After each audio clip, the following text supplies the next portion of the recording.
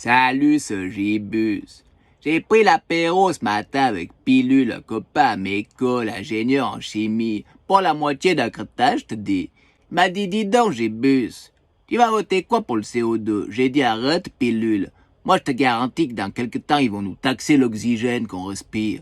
Alors tu vas me dire, pour les boyatsons du bout du lac, c'est pas tant grave, ils ont du pognon pour payer les taxes. Et puis ce sera la première fois de leur vie qu'ils vont payer un truc qu'ils ont vraiment besoin. Hein, il m'a dit, non, mais tu vas voter quoi? J'ai dit, ben, pas plus tard qu'hier, j'étais avec la grosse œil sur le canapé. Je voulais regarder les coups de cœur d'Alain Morisot. J'ai dit, maintenant, tu fermes un peu le caca, gros œil. Il nous faut regarder l'infrarouge, histoire de savoir quoi voter, parce que dans les bistrots, il n'y en a pas un qui dit la même chose. Alors, Pilule, il m'a expliqué, parce que lui, il a lu les 171 pages, les 248 articles et les 27 avenants. Il m'a dit, attention, j'ai bu ça.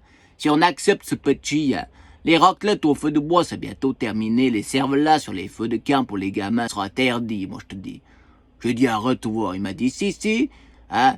La Confédération, elle encaisse sur le réseau électrique. La commune, les cantons et les banques, ils encaissent. Mais sur le pétrole, ils encaissent rien. Donc il faut bien qu'ils trouvent des solutions pour taxer quelque chose, tu comprends? J'ai dit non de Dieu, arrête-toi. Il m'a dit écoute ceci, Gibus. Hein. Une éruption du Vésuve, c'est l'équivalent de 3 continents de CO2 sur une année. Ils vont quand même pas les foutre des capuchons sur tous les volcans pour nous protéger du CO2 ou quoi, nom de Dieu? Et puis la Soumaruga, là, c'est pris pour Greta Thunberg ou quoi? Elle veut protéger la planète? Elle ferait mieux d'aller discuter un peu avec les Chinois. Ils produisent en une journée ce que la Suisse produit sur 2 ans en CO2. Ah, il est pas là le problème pour ta bitch. Non, moi je te dis, la Thunberg, la Soumaruga, toute cette équipe de Macron, de politiciens, ils feraient mieux de fermer leur gueule, ils produiraient moins de CO2, on serait déjà plus tranquille. Discutais l'autre jour avec Pedro da Silva de Santos Goncalves Jésus, un copain à Meco, les bénistes. Il m'a dit, moi si je veux aller manger le cochon de là à Lisbonne, je vais devoir payer 30 balles aller, 30 balles retour pour la taxe CO2. Alors que le trou de balle à Elon Musk, là, lui, il envoie des fusées en haut sur Mars. Tu crois qu'il produit du CO2? Il n'y a personne qui l'emmerde, machin.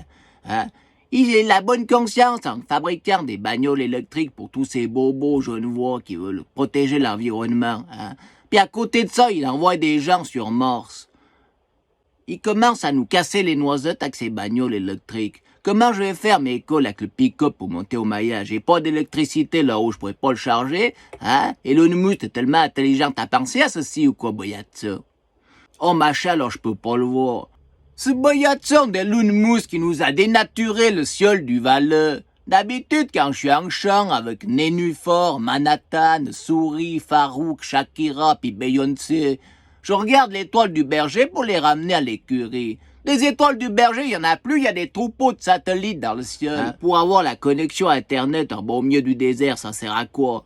Trou du cul. Moi, je te dis une chose, Elon Musk. Tu prends ta fusée, tu mets toute cette équipe d'abrutis dedans, tu fous le camp sur Mars, tu nous laisses bouffer des raclettes tranquilles ici.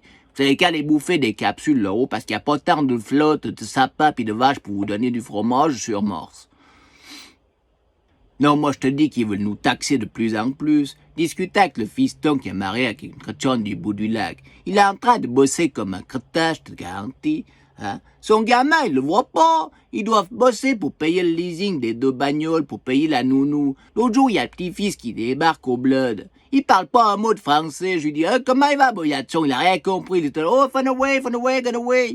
Il parle pas un mot de français, ce bourrique. Non, parce qu'un gamin, il a besoin de quoi? Que tu lui fasses 2-3 bucks, tu lui fasses sation, c'est gratuit, mais pour ça, les gens, ils ont plus de temps. Hein? J'ai dit au fiston, tu vas voir, à 20 ans, le tien, il va foutre les cartes au rien compris. Hein? Il va commencer à bosser comme un malade comme toi pour payer le leasing de la voiture. C'est ça que tu veux pour que ton croie botche ou quoi? Voilà, alors moi je terminerai avec un dicton d'un célèbre philosophe, Pirmin Zoubriguen, qui disait « C'est pas parce qu'ils sont nombreux à avoir tort qu'ils ont forcément raison, puis c'est tout. »